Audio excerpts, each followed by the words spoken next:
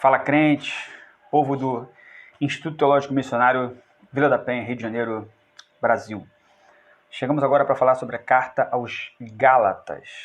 Começamos 1ª e 2ª Tessalonicenses e escolhemos a carta aos Gálatas agora por uma questão temporal, ordem cronológica. Há um caminho, alguns compreendem que Gálatas foi o primeiro documento a ser escrito no Novo Testamento, outros entendem 1ª Tessalonicenses. Então, como nós começamos com 1ª e 2ª Tessalonicenses, chegamos agora no texto dos Gálatas, né? Carta de Paulo aos Gálatas. Logo depois ali de 2 Coríntios. Você tem Romanos, né? E 1ª e 2 Coríntios, já vem o texto de Gálatas. A carta aos crentes que estavam na Galácia. Galácia com X aí, pelo amor de Deus, tá? Não galáxia, ok? Paulo, de certa forma, nessa carta, começa de maneira mais dura. Qual a temática central da carta aos Gálatas? Entender o concílio, o chamado, né? Concílio de Jerusalém, que acontece em Atos, que está descrito em Atos, capítulo 15. Tratamos sobre isso na nossa aula de Novo Testamento 1, quando falamos que ali acontece um conflito judaizante. Qual era a temática e que conflito judaizante é esse que a gente precisa entender? Existia um grupo, um bloco de pessoas, judeus, enfim, que entendiam que para a conversão a Jesus Cristo, para receber o Evangelho, lindo, maravilhoso, enfim, precisava, contudo, porém, entretanto, passar ainda pelo judaísmo, principalmente pela questão da circuncisão. Tá? Então o bloco entendia que Jesus, por mais que fosse o mediador entre Deus e os homens, o único mediador entre Deus e os homens no sentido de ser, de pessoa, as regras, os preceitos e principalmente a circuncisão precisava existir ainda. Então, se um grego recebesse Jesus como seu único e suficiente Salvador, ele precisaria, contudo, ser circuncidado. Ok? Tranquilo? Conseguimos entender isso? Já um outro bloco entendia e cria que apenas a mediação de Jesus Cristo, ou seja, literalmente o único mediador entre Deus e os homens era Cristo. Então, se o camarada era grego, era até mesmo de uma outra nacionalidade, recebesse o Evangelho de Deus, ele não precisaria passar pela circuncisão, ele não precisaria ser circuncidado, ok? Entendemos isso? Dito isto, a carta terá um viés, então, mais duro em relação a isso. Tá? No capítulo 2 da carta aos Gálatas, ele relembra, ele cita, ele traz um pano de fundo histórico para o que acontece em Atos, capítulo de número 15. A temática central, então, da carta aos Gálatas é essa, por isso a gente está fazendo a sequência, 1ª, 2ª Tessalonicenses e agora a carta aos Gálatas. Capítulo 1, a gente sempre bom ler a parte introdutória da carta. Paulo diz assim, Paulo, apóstolo, ele faz questão de frisar seria uma defesa do seu apostolado enquanto dependente da revelação divina. Paulo, na maioria das cartas, coloca Paulo, vírgula, servo de Jesus Cristo, escravo, né? Doulos, ali do grego, escravo de Jesus Cristo. Aqui ele diz, Paulo apóstolo, não da parte dos homens, nem por intermédio de um homem, mas por Jesus Cristo e Deus Pai, que o ressuscitou dentre os mortos. E aí ele diz para quem que ele está escrevendo, né, a todos os irmãos que estão comigo, as igrejas da Galácia. Começa com graça e paz, aquela coisa toda, mas logo no versículo 6, ele diz assim, admiro-me de que tão depressa abandoneis aquele que vos chamou pela graça de Cristo e passeis a outro evangelho. Estamos numa carta, um documento escrito no 1º século da igreja. Estamos hoje em 2020 e o que nós vemos é uma releitura, uma atualidade. Os personagens sendo alterados, mas a mesma coisa. Pessoas, igrejas, que se dizem igrejas, enfim, passando tão depressa para um outro evangelho, esquecendo aquele evangelho original, o evangelho puro e simples, esquecendo aquela ideia original, o primeiro amor, e se acostumando, supostamente se atualizando com situações onde pecado deixou de ser pecado, né? Estão chamando pecado de problema, enfim, deixando de ser uma igreja exortativa, uma igreja que admoesta, não uma igreja chata, não uma igreja que só tem discurso ruim para o mundo, que ninguém preste, só ela que preste, não é isso? Mas uma igreja que pregue, né, a verdade, o verdadeiro evangelho. Paulo então começa dessa forma, você pode entender uma ironia, uma irritação, ou seja, estou admirado como vocês rapidamente abandonaram esse evangelho. Ele diz, não que haja um outro evangelho. Está no versículo número 7, capítulo 1, carta aos Gálatas. Mas alguns que vos estão perturbando e querendo corromper o evangelho de Cristo. Entretanto, se alguém, ainda que nós mesmos, ou um anjo do céu, vos anuncie um evangelho diferente do que nós anunciamos, que ele seja maldito, que ele seja anátema. Como já disse para vocês, volto a falar novamente, se alguém vos anunciar o evangelho diferente do que vocês receberam, seja anátema. Só há um Jesus Cristo, um Espírito Santo, um Deus criador de todas as coisas, só há um evangelho. Ele diz, é porventura o favor dos homens que agora eu busco? Estou buscando estar bem com os homens ou o favor de Deus? Ou procuro agradar aos homens? Porque se eu ainda quiser agradar aos homens, não seria servo de Cristo. Paulo começa com o pé na porta na carta aos Gálatas, dizendo, vocês precisam decidir se vocês querem agradar aos homens ou agradar a Deus. Continuar seguindo o verdadeiro evangelho ou se afastar de forma completa. Não que exista um outro evangelho, mas existem vários outros evangelhos. Pessoas que têm colocado suas pretensões acima da verdadeira pretensão, acima do verdadeiro evangelho. E isso é a introdução para chegar na temática central, que é o ponto, o clímax, o ponto da discussão da carta, que provoca, que implica na escrita da carta, que era justamente a ideia de que antes de passar por Jesus ou antes de receber o evangelho, precisava ainda de alguns preceitos judaicos, e obviamente Paulo é contrário a isso. Paulo entende que em Jesus nós somos nova criatura. Em Jesus não existe mais judeus e gregos, enfim, brancos e negros, escravos e livres, porque todos são um em Cristo Jesus. A carta aos Gálatas, então, é uma verdadeira exaltação à liberdade que há em Cristo. E se Cristo vos libertou, verdadeiramente nós somos livres. Ele diz no versículo 11, com efeito, eu vos faço saber, irmãos, que o evangelho por mim anunciado não é segundo o homem. Essa é uma leitura, uma releitura, uma interpretação que nós temos que fazer. Se o evangelho que temos anunciado, que temos vivido, não apenas a título de igreja, eclésia, a título de alvenaria, instituição, igreja local, onde você congrega, é um evangelho que é o evangelho de homens ou é o evangelho de fato de Jesus. Mas também o nosso evangelho, a nossa vida, porque nós somos igreja, nós somos templo do Espírito Santo. Quando você caminha, e onde você caminha, onde você fala, onde você habita, onde você trabalha, enfim, que evangelho você reflete? O evangelho de homens ou o evangelho de fato de Deus? Ele diz, ouviste, versículo 13, capítulo 1, ouviste certamente da minha conduta de outrora no judaísmo. Ele começa a entrar na temática do judaísmo.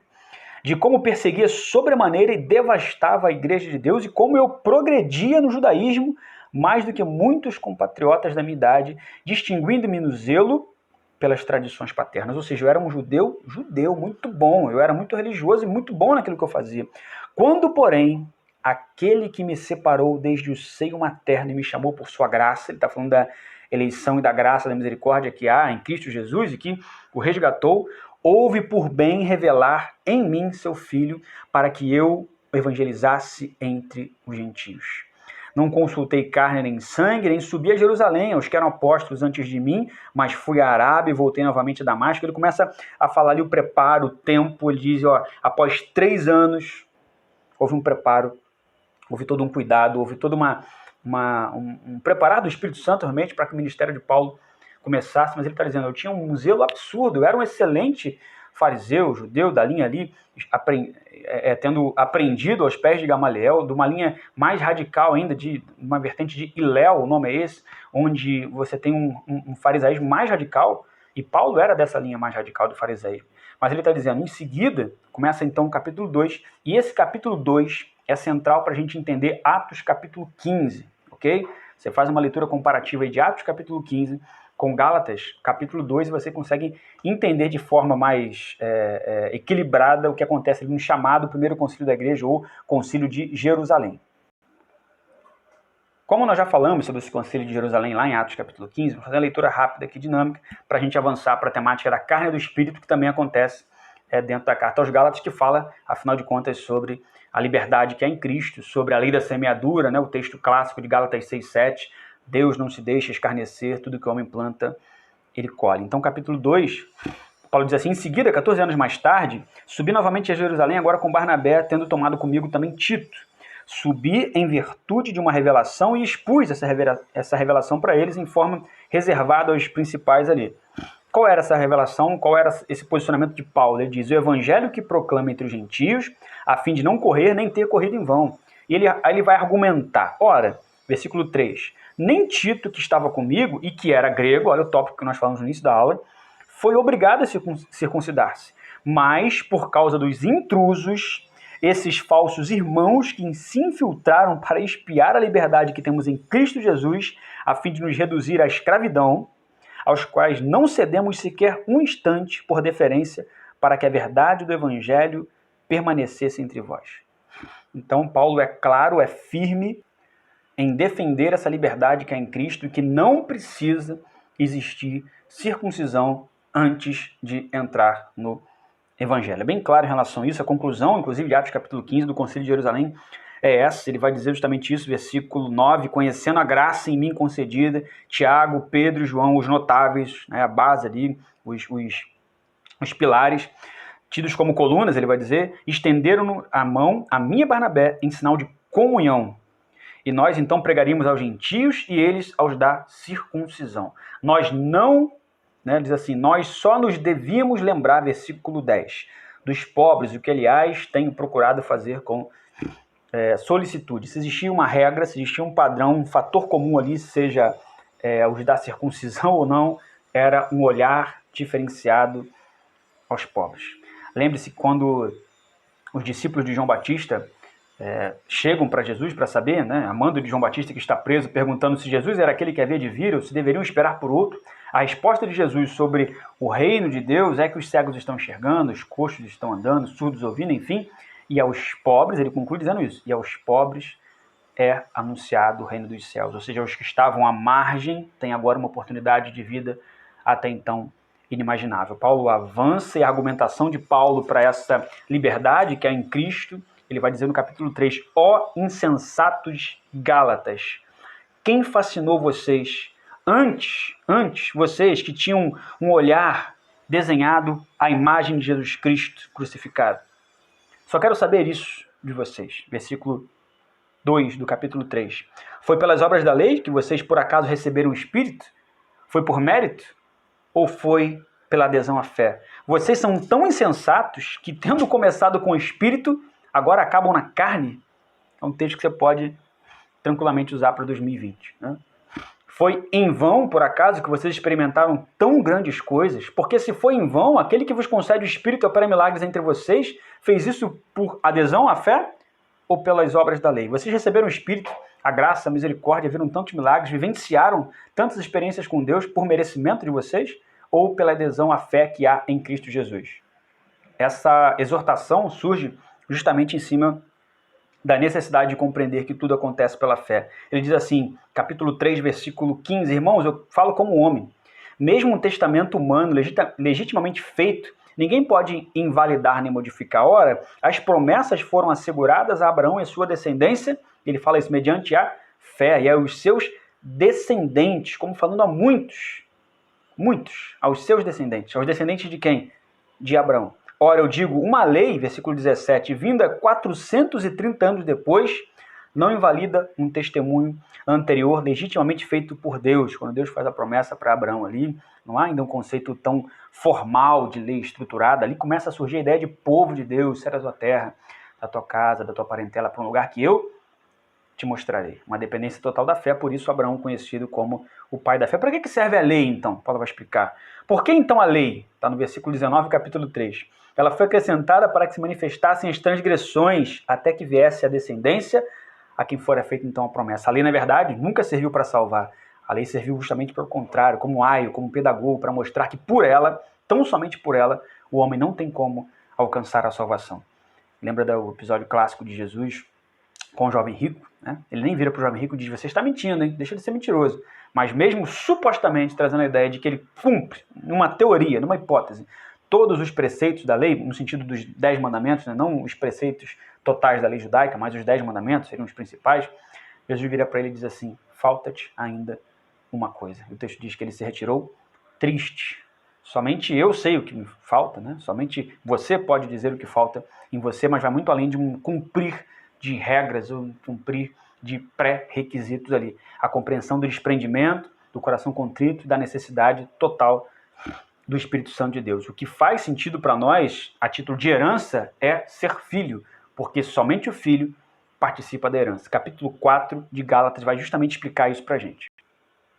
Falando da filiação divina, no capítulo 4 ele diz, enquanto o herdeiro é menor de idade mesmo, embora ele possa ser dono de tudo, em nada é diferente do escravo. Por quê? Porque ele fica debaixo de tutores e curadores até a data estabelecida pelo pai. Assim também nós, quando éramos menores, estávamos reduzidos à condição de escravos debaixo dos elementos do mundo. Quando, porém, chegou, um texto clássico dos Gálatas, né, capítulo 4, versículo 4, quando, porém, chegou a plenitude dos tempos, enviou Deus o seu Filho, nascido de mulher, nascido sob a lei, mas para resgatar os que estavam sob a lei, a fim de que recebêssemos a adoção filial.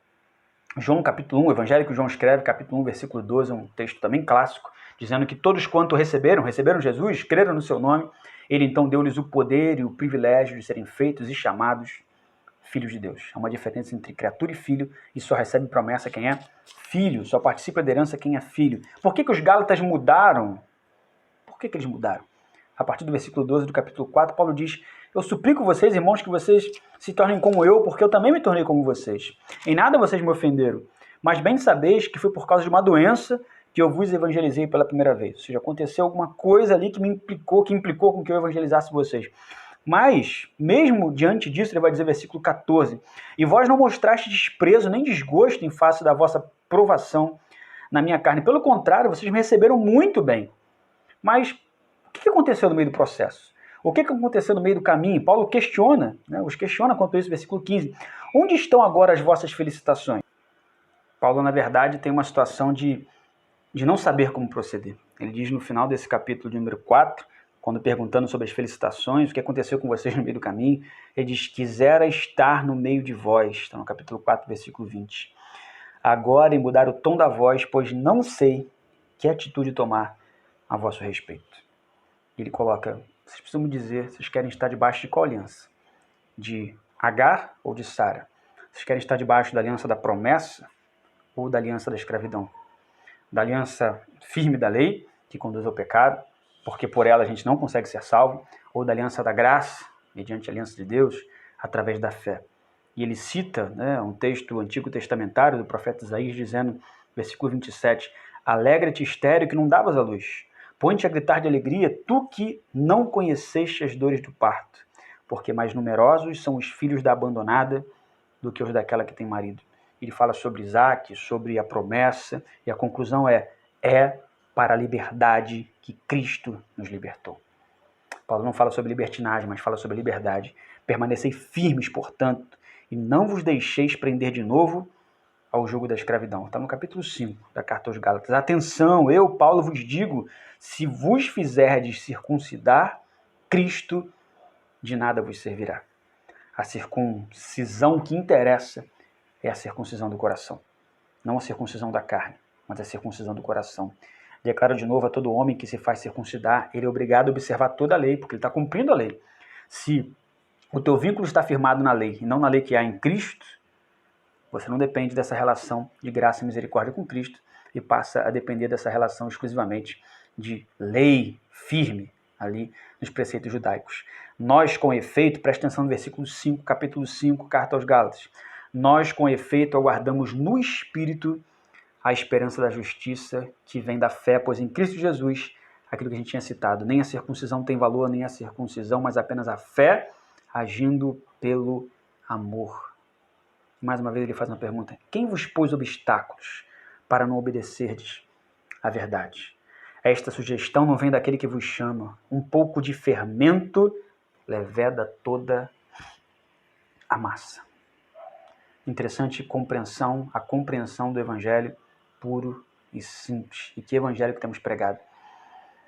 Antigamente a gente dizia para a pessoa assim, olha, procura uma igreja, pois procura uma igreja evangélica, procura uma igreja evangélica pentecostal. E hoje a gente diz assim, ó, vai lá na minha igreja.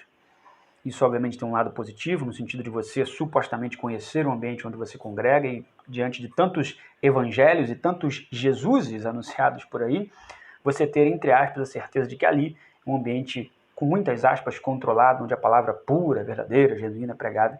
Por outro, é uma tristeza no sentido de que quanto mais argumentos de várias denominações surgindo, com uma desculpa ou com um argumento de que nós precisamos respeitar as nossas diferenças, existem grupos distintos e formas distintas de se adorar a Jesus. Na verdade, nós estamos criando identidades cada vez mais diversificadas, onde ninguém está defendendo aqui a uniformidade, mas sim, em Cristo Jesus nós precisamos ser um.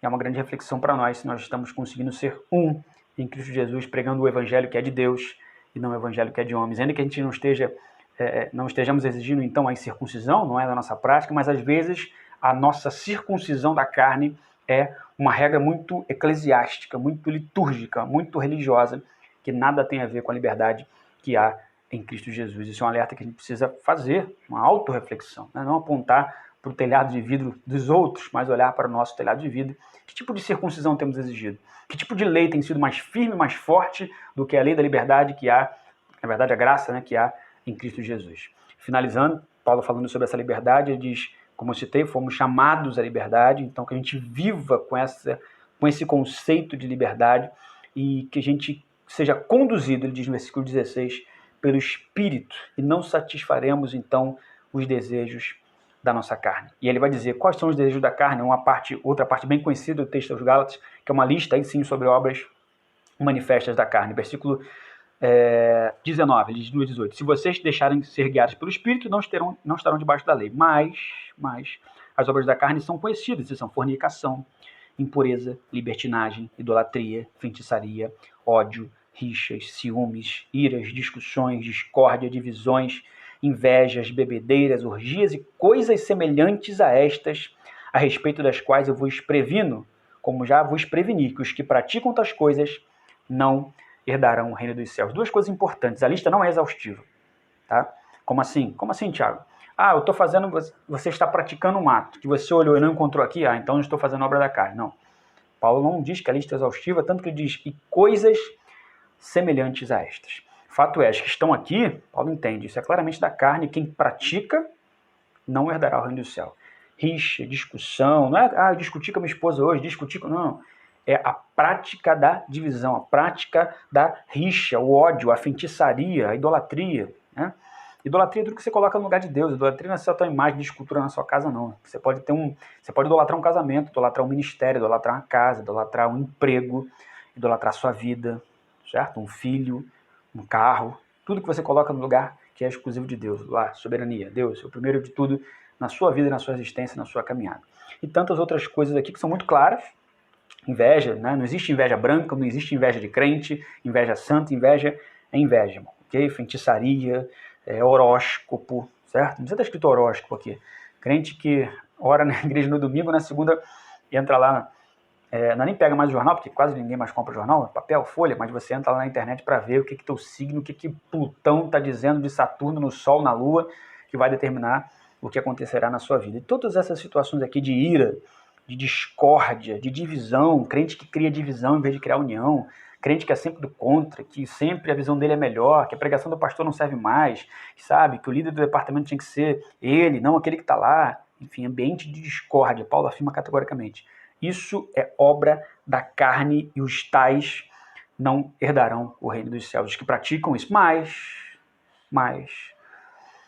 porém, todavia, entretanto, contudo, versículo também super conhecido, Gálatas capítulo 5, versículo 22, ele diz, o fruto do Espírito é. É interessante, em relação à carne, ele fala de algumas características, ele vai colocando, né? Você pode ser idólatra, você pode ter ali a fornicação, você pode ser, enfim, alguém que cria divisão. Paulo não diz que você tem que ter tudo para não herdar o reino dos céus, basta você praticar algo daquilo ali, aquilo ser prática na sua vida. Em relação ao Espírito, ele já diz o fruto. Você já ouviu certamente várias ilustrações sobre o fruto, e não os frutos do Espírito, porque aqueles que são nascidos do Espírito, é um Espírito só, tem o fruto desse Espírito, como se fossem gomos ali de tangerina, né? Ou mexerica, depende da sua região aí, certo? Há controvérsias também, tem gente que diz que tangerina é uma coisa, mexerica é outra, mas isso é um papo para hortifruti, outra coisa. Fato é, não tem como você apresentar assim, eu tenho só bondade, mas eu não tenho mansidão. Eu tenho só isso, mas não tenho aquilo. Paulo diz, não, é o fruto, do singular, versículo 22, capítulo 5 de Gálatas. O fruto é amor, alegria, paz, longanimidade, benignidade, bondade, fidelidade, mansidão, autodomínio, autocontrole, né? Contra estas coisas não existe lei. Pois os que são de Cristo Jesus crucificaram a carne e junto com essa carne crucificada, crucificaram então as suas paixões e os seus desejos. Quando nós morremos em Cristo, né? Morremos para o mundo em Cristo e aí nascemos para Cristo Jesus nessa nova vida, não morreu só parte sua, não morreu só parte da sua carne. não morreram só parte dos seus pecados. Nós não vivemos mais numa vida onde nós praticamos o pecado, uma vida de prática do pecado. É claro que continuamos pecadores, lutando contra o mal que nós não queremos fazer e fazemos, e o bem que nós queremos fazer e não conseguimos. Obviamente, é uma perseverança, uma luta diária por busca de Deus, santificação e presença total do Espírito Santo nas nossas ações, mas que a gente tenha como reflexo da nossa vida o Espírito Santo. E sejamos, então, o refletir desse fruto do Espírito Santo para as outras pessoas. Fechando, então, ele vai dizer, se nós vivemos pelo Espírito, Gálatas 5:25, pautemos também a nossa conduta pelo Espírito. Não sejamos cobiçosos de vanglória, provocando-vos uns aos outros e invejando-vos uns aos outros. Porque também tem gente que se auto-vangloria, ou que se vangloria, melhor dizendo, né, de ter uma vida supostamente muito espiritual, sabe? Ser muito, absurdamente crente, sabe disso? Você conhece aí os chamados, né, famosos, enfim, super crentes? Cuidado com os super crentes.